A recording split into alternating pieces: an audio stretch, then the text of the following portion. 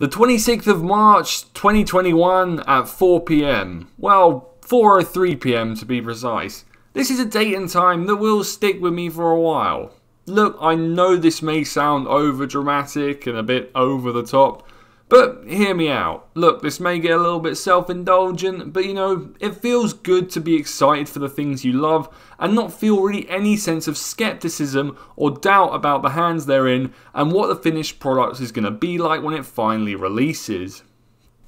I have recently been fairly hypocritical. Like a lot of film fans like myself, there is a looming and at times exhausting sense of comic book film fatigue and a sneering look down upon of Disney's vast schedules and Warner Bros. HBO Max combination and their spin-offs within spin-off features that rarely ever materialise.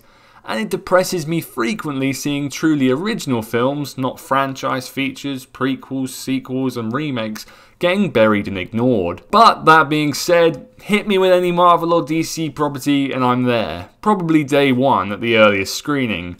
Because I, like millions of others who grew up with these universes and love these characters, are fortunately living in the most popular and impactful time for this material. However, as I mentioned, I am more critical of these films now, and having broadened my horizons, I'm usually less excited for the countless announcements and skeptical about how these characters and worlds will be portrayed on screen. Anyway, back to that date and time. This was the approximate time I finished watching the trailer for James Gunn's eagerly anticipated Suicide Squad reboot, sequel, remake, whatever the DCEU is at the moment. Anyway, it doesn't matter. I was eagerly waiting for this anyway, with Gunn dropping two fantastic posters before the trailer dropped, the first of which bleeds 70s and 80s action classic artwork. And to be honest with you, I can't deny that the trailer lived up to that artwork and exceeded my personal expectations for the project, and basically looks like everything I could possibly want. I mean, come on, look at this.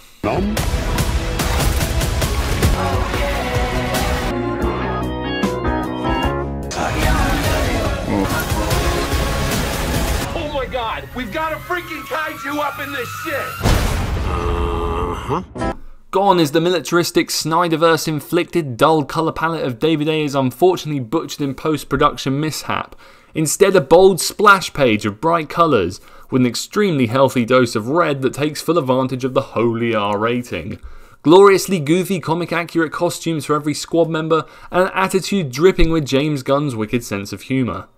Seeing these B and C list characters, minus Harley Quinn, and at a push Rick Flag, Amanda Waller, and thanks to the Harley Quinn TV show King Shark, seeing them all stride out in their polka-dotted, boomeranged and weaseled glory in slow motion, looking simultaneously awesome and ridiculous, put the biggest grin on my face. That only extended as I heard Sylvester Stallone's voice appear from King Shark's mouth. And when the main threat to the squad is none other than Starro the Conqueror. As well as the phenomenal cast, insane looking stunt work, myriad of standout shots, and an accompanying song that will send thousands flooding to the Steely Dan YouTube page, and meticulously detailed and well crafted props and set design, James Gunn is the main reason I have so much faith in this project.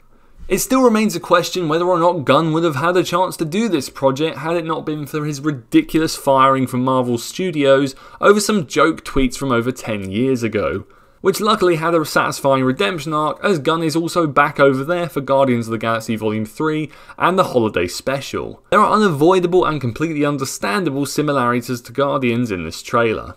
A bunch of morally questionable misfits, check. A banterous but hinted at emotionally driven level of friendship, camaraderie and bickering, check.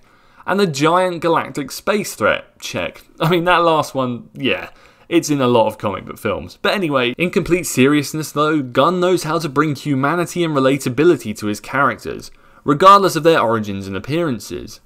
This fills me with enthusiasm, despite the "don't get too attached" tagline, as it means that some, because this is the Suicide Squad so the body count is bound to be high, some of these bunch of maniacs and misfits will actually get more substantial focus and character work this time round, outside of garish expedition dump character profiles and this iconic line. This is Katana. She's got my back. She can cut all you in half with one sword stroke, just like mowing the lawn. I would advise not getting killed by her, Her sword traps the souls of its victims. Margot Robbie's Harley Quinn luckily had the underrated Birds of Prey to help bring even more to her instantly character-cementing performance of the character, which was easily the highlight of 2016's film. I look forward to everyone from Bloodsport to the Polka Dot Man and King Shark getting their fair share of screen time, well, hopefully. As well as this, the humour and dialogue between the characters just from this trailer alone gives a sense of instant chemistry, a playfully psychotic and wittily written instantly distinguishable character tropes that will undoubtedly have viewers picking their favourites and crossing fingers for their survival. Gunn has also stated that this is the biggest film he has worked on, and he certainly wasn't exaggerating.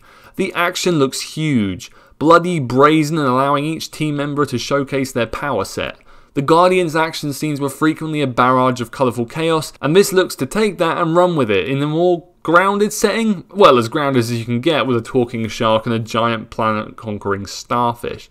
I am still in awe that Starro is actually gracing the big screen. Look, even though there are plenty of films that I'm looking forward to in the genre, none of them gave me the buzz, excitement and jolt of sheer joy and glee that this did. It appears as a culmination of a genre that has reached its peak understanding and potential of that nothing is off the cards, as well as a director that clearly adores the source material and is just clearly in the prime of his filmmaking career. I will be there August the 6th, have no doubt about that, on a big screen, hopefully, COVID pending.